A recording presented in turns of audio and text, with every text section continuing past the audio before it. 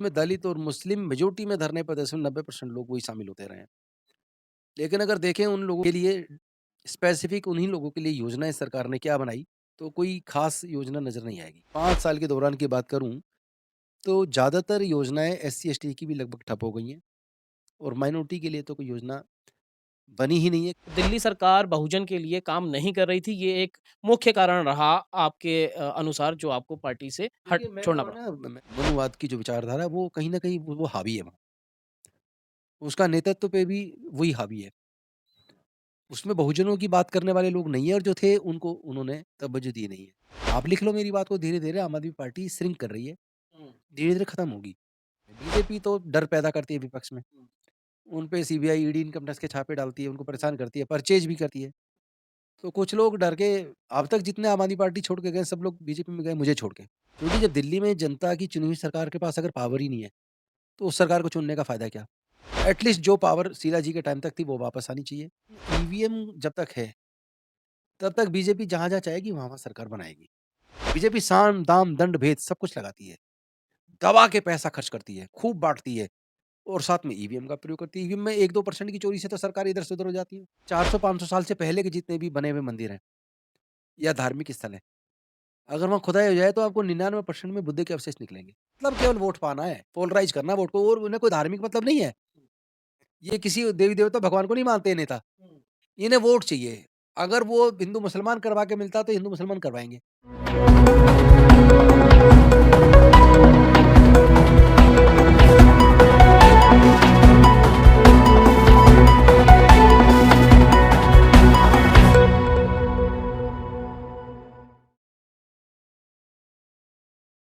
नमस्कार, मैं मोंटू राजा anti corruption India से स्वागत है आपका। जिस तरह से आज के समय में तमाम पार्टीज़ जो हैं, उसमें एक तरह से कह सकते हैं उथल-पुथल देखी जा रही है। तमाम कांग्रेस, आम आदमी पार्टी या फिर कहें बीजेपी। आज हम बात करेंगे आम आदमी पार्टी और कांग्रेस की तमाम जो उम्मीदवार या फिर पूर्व विधायक या फिर तमाम नेता हैं, वो इंटरचेंज पार्टीज़ का कर रहे हैं।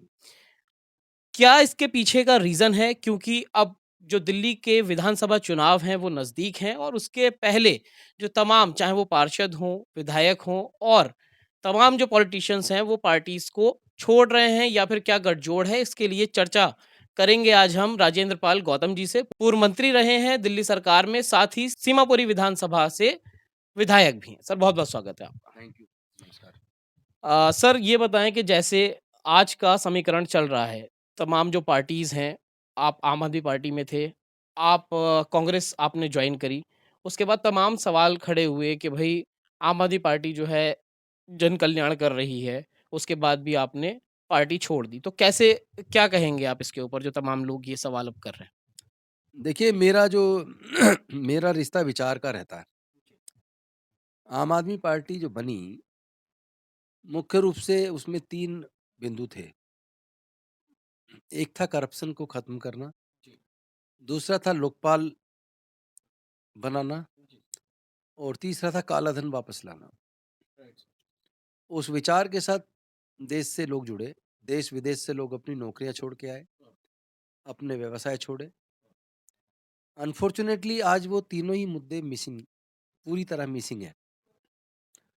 और दूसरी बड़ी बात ये है कि जो समाज जिसने ज़्यादा मजबूती के साथ आम आदमी पार्टी को ताकत दी, वोट के रूप में भी और जन समर्थन के रूप में भी, शारीरिक रूप से उनके जितने धरने प्रदर्शन होंगे, किसी को देख लीजिए, उसमें दलित और मुस्लिम मेजॉरिटी में धरने प्रदर्शन में 90% लोग वही शामिल होते रहे हैं।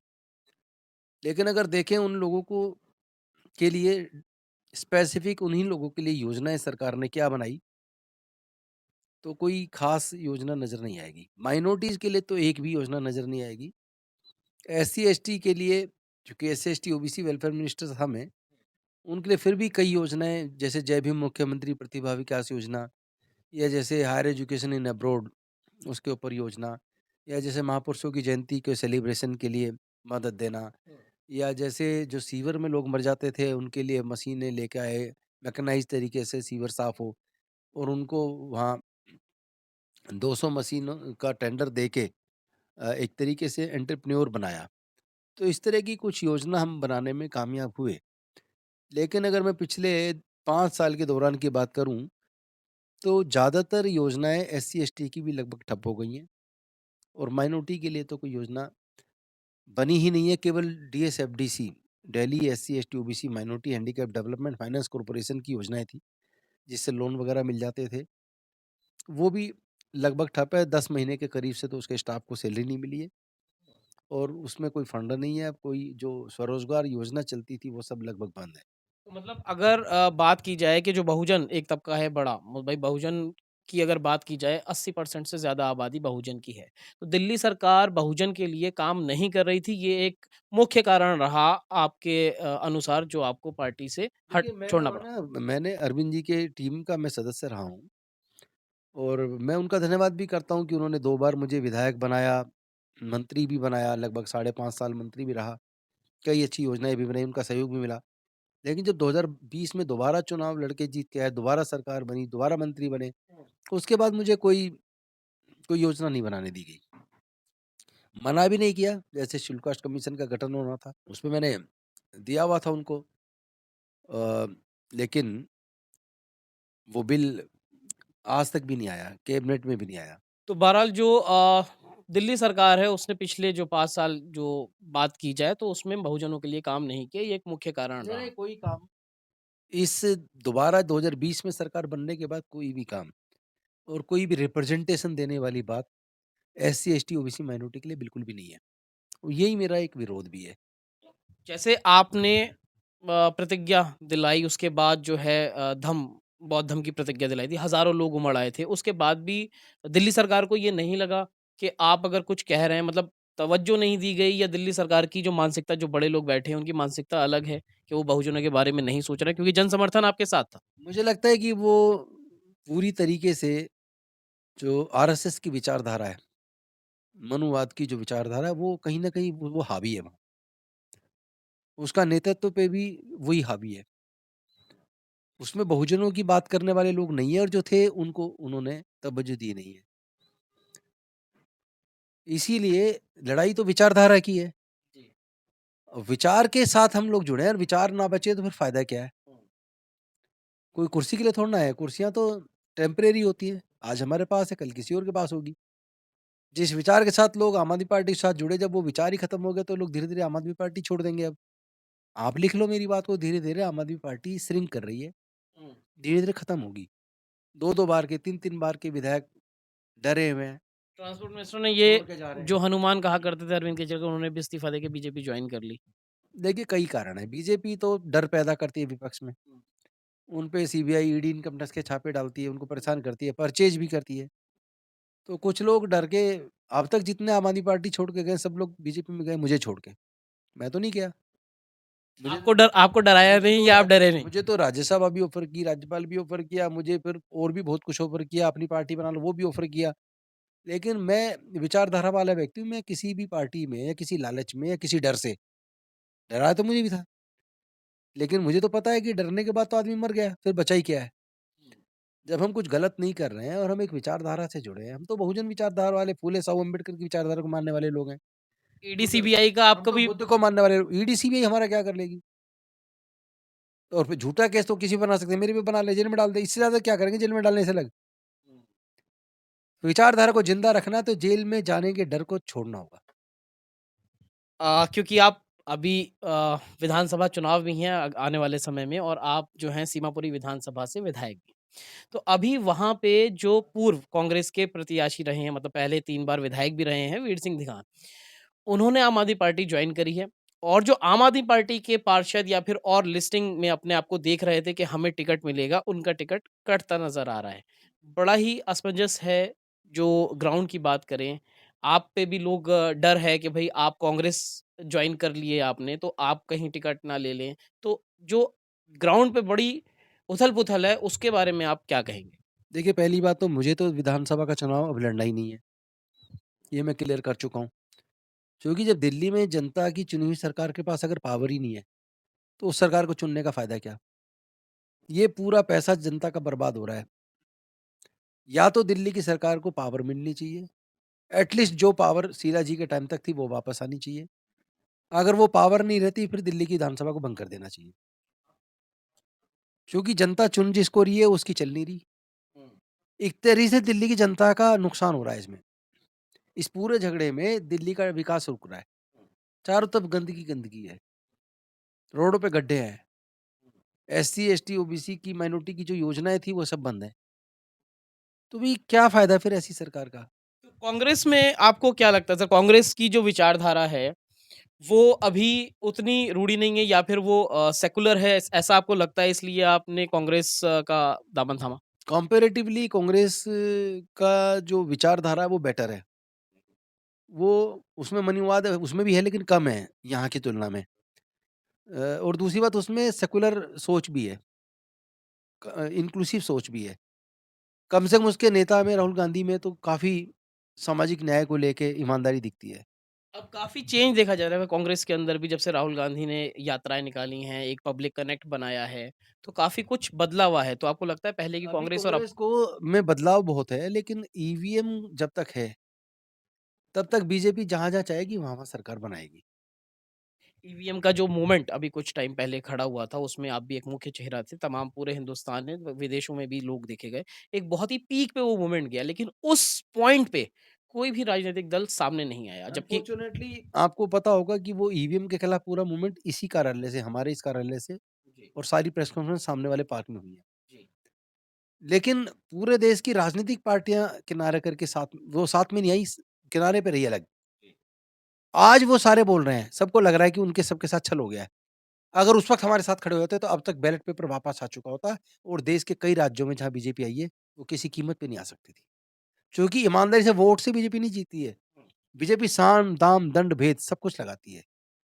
दबा के पैसा खर्च करती है, खूब बाँटती है और साथ में ईवीएम का प्रयोग करती है। ईवीएम में 1-2% की चोरी से तो सरकार इधर से उधर हो जाती है। अच्छा, ज़्यादा ज़्यादा बेईमानी करने की ज़रूरत थोड़ी ना है। जी। अभी खड़गे साहब ने, मतलब कांग्रेस के जो अध्यक्ष हैं, उन्होंने ईवीएम और बैलेट पेपर बैग को समर्थन दिया। आपकी क्या बात हुई ऑफ द कैमरा पीछे जब मीटिंग्स होती हैं? क्योंकि आपका मूवमेंट जो था ये ईवीएम के खिलाफ, उसमें आप भी एक मुख्य चेहरा थे, तो देखा तो सभी ने होगा। चाहे हम राहुल गांधी की बात करें या खड़गे जी की बात करें। क्या बैक द डोर आप लोगों की बात हुई कि हमने मूवमेंट खड़ा किया था उस टाइम पे, नहीं किया, उनको अब पार्टी को रियलाइज़ अभी नहीं हुआ? हुआ, अब मीटिंग होगी तब मेरी बात होगी। ओके। तब मैं ये एहसास ज़रूर कराऊँगा कि जब हम लोग इस पूरे मूवमेंट को राष्ट्रीय मूवमेंट बना चुके थे, हुँ। अगर आप लोग साथ आ जाते तो आज ये दुर्दशा ना होती जो आपकी आज है। अब भी अगर जाग जाए तो पूरे देश के लोग चाहते हैं कि उनकी वोट की चोरी ना हो। पूरे देश के लोग चाहते हैं कि जिसको वो वोट दे रहे उसको जाए। अभी आपने देखा होगा एक मन से यानी राज ठाकरे की पार्टी का एक कैंडिडेट, हुँ, हुँ। वो कह रहा है मेरे घर में 5 वोट हैं। हुँ, मेरी पत्नी की, माँ की, बहन की, भाई की हुँ। और 5 वोट में से मेरी को 2 वोट मिले, 3 वोट कहाँ गई? ईवीएम से चोरी हुई है। तो जिसके साथ जो तन लागे वो तन जाने। जिसको चोट लगी है वो तो कह रहा है। लेकिन जो पार्टियाँ पूरा नुकसान उठा रही हैं वो खुल के कब आएँगी? अब कल चलो हमारे राष्ट्रीय अध्यक्ष खड़गे जी ने बोला है, मुझे उम्मीद है कि अब एक निर्णायक दिशा में ये ईवीएम के खिलाफ जो मूवमेंट है निर्णायक दिशा में जाएगा। अच्छा, अंत में सर आखिरी सवाल, क्योंकि संभल जो है इस समय हॉट टॉपिक बना हुआ है। जिस तरह से आनन-फानन में एक याचिका कोर्ट के अंदर डाली जाती है, उसके बाद सर्वे का ऑर्डर लिया जाता है, कोर्ट भी धड़ाक से सर्वे का ऑर्डर दे देता है। उसके बाद जो हालत हुई उसमें 5 लोग बताए जा रहे हैं कि गोली लग के उनकी युवकों की मौत हो गई है। साफ तौर पे जो पुलिस और मुस्लिम समुदाय के लोग हैं उनके बीच में झड़प देखी गई है। इस वायलेंस को आप किस तरह देख रहे हैं? क्या ये रुक सकता था? कैसे देखते हैं इसको आप? मुझे लगता है कि प्रशासन को ऐसे जब भी कोई मुद्दा आता है, पहली बात तो कोर्ट को भी बेहद संजीदगी से निर्णय लेना चाहिए। अगर आज पूरे देश में जाँच हो जाए, जितने भी धार्मिक स्थल हैं, अगर उन पे खुदाइयों की जाँच हो जाए, तो जो पा अब से 400-500 साल से पहले के जितने भी बने हुए मंदिर हैं या धार्मिक स्थल हैं, अगर वहाँ खुदाई हो जाए तो आपको 99% में बुद्ध के अवशेष निकलेंगे। तो क्या अगर वहाँ सब जगह बुद्ध के अवशेष निकलेंगे तो क्या खुदाई करके और वो बुद्ध के अवशेष अगर निकलते हैं, क्या बौद्धों को दे दी जाएगी वो जगह? अभी तो यही आंदोलन चल रहा बौद्ध गया का महाबोधि टेम्पल की मुक्ति का आंदोलन। उसके जो 4 सदस्य होते हैं और 5वाँ वहाँ का डीएम उसका चेयरमैन होता है। वो 4 सदस्यों में 2 प पंडे हैं, 2 बौद्ध हैं। वहाँ बौद्धों का ही सबसे बड़ा जो धार्मिक आस्था का केंद्र है, महाबोधि टेम्पल बोध गया, वही बौद्धों को नहीं मिल रहा। तो एक तरफ बौद्धों के साथ अन्याय कर रहे हो, तो दूसरी तरफ पुराने जितने भी रिलीजियस इंस्टीट्यूशन बनी हुई हैं, रिलीजियस प्लेसेस हैं पुराने, 500 साल से पहले के। वो जितने आप खोदोगे सब जगह बुद्ध निकलेंगे। क्योंकि मोहन भागवत ने 2022 में और सर उसमें उसमें जो कोर्ट ने जो भी ऑर्डर किया, मैं ये कह रहा हूँ कि पहली बात तो इस तरह की खुदाई का ऑर्डर करना कोर्ट को ठीक शोभा नहीं देता। क्योंकि इसमें दंगा ही होना है, झगड़ा ही होना है, सर्वे नहीं करवाना। सर्वे नहीं करवाना चाहिए। एक जब एक्ट बन गया 91 में कि अब से पहले जो ठीक है, जो भी हुआ, अब जो स्थिति वो यथास्थिति बनी रहेगी। फिर आप क्यों भी ऑर्डर कर रहे हो? आप ही कानून को कोई, इसका मतलब कोर्ट का जज ही कानून को नहीं मानता। अब इतने लोग मरवा दिए इसलिए कह रहा हूँ कि अगर कोर्ट का कोई ऑर्डर हुआ, जो गलत है, तो उसको उस समूह, संप्रदाय या उसके जो नेता हैं सामाजिक और धार्मिक और राजनीतिक, उनके साथ पहले बैठ के एक प्रशासन को चाहिए कि एक मीटिंग की जाए। जैसे सौहार्द समितियाँ बनी हुई हैं पूरे देश में। उनकी मीटिंग में उस पर डिस्कस किया जाए, भी कोर्ट का ये निर्णय है, इस पे हम ये करना चाह रहे हैं, कैसे हो? मतलब सामाजिक तरीके से भी तो शांतिपूर्वक पहले माहौल बनाना चाहिए। और फिर ऐसा माहौल क्यों बनने दे रहे हो कि वहाँ लोग यूथ को उकसावे में आ जाएँ, पथराव करें और फिर आप सीधे गोली मार रहे हो। और फिर कह रहे हो गोली हमने नहीं चलाई। भई जिसने भी चलाई तो लाओ ना, बताओ ना किसने चलाई। आपके पास तो ऐसे-ऐसे उपकरण हैं, ऐसी-ऐसी जाँच की एजेंसी आपके पास है और ऐसे-ऐसे आजकल टेक्नोलॉजी है। आपको 2 दिन के अंदर पता लगा लो कि किसने गोली चलाई है। पकड़ के लाओ ना किसने चलाई है। जबकि सर ये अभी 2022 में मोहन भागवत ने ऑन रिकॉर्ड ये स्टेटमेंट दिया था कि जो राम मंदिर था वो हमारी आस्था का था, लेकिन अब हमें और शिवलिंग नहीं ढूँढने चाहिए। बिल्कुल था, लेकिन रिज़ल्ट क्या आया? रिज़ल्ट क्या है? उनके कहने की वैल्यू क्या रह गई? और फिर वो खुद ही इस तरह का नारा देते हैं कि अभी बाबरी का हुआ तो जी अभी मथुरा काशी बाकी है। फिर तीसरे को कहेंगे, फिर चौथे पे कहेंगे अब ये आ गया इस पे वक़्त पे, अब इसमें बदलाव करेंगे, इस पे झगड़ा कराएँगे। मतलब केवल वोट पाना है, पोलराइज़ करना वोट को, और उन्हें कोई धार्मिक मतलब नहीं है। ये किसी देवी-देवता भगवान को नहीं मानते ये नेता। इन्हें वोट चाहिए। अगर वो हिंदू-मुसलमान करवा के मिलता तो हिंदू-मुसलमान करवाएँगे। तो देखिए, तमाम जो बातचीत है वो राजेंद्र पाल गौतम जी से हमने की है। जिस तरह आगामी चुनाव हैं और जो पॉलिटिकल पार्टीज़ के बीच में जो नेता हैं उनके अंदर पार्टी बदलने की उथल-पुथल चल रही है, उस पे भी चर्चा हुई। साथ ही संभल में जो कुछ देखा गया उस पे किस तरह, क्योंकि जो पोलराइज़ होता है वोट का वो धार्मिक रूप से अच्छी तरह हो जाता है, ये कह सकते हैं। तो इस पूरी चर्चा पे क्या सोचते हैं, क्या राय रखते हैं? कमेंट द्वारा ज़रूर साझा करें। अगली अपडेट के साथ आपके समक्ष फिर प्रस्तुत होंगे। नमस्कार। जय भीम।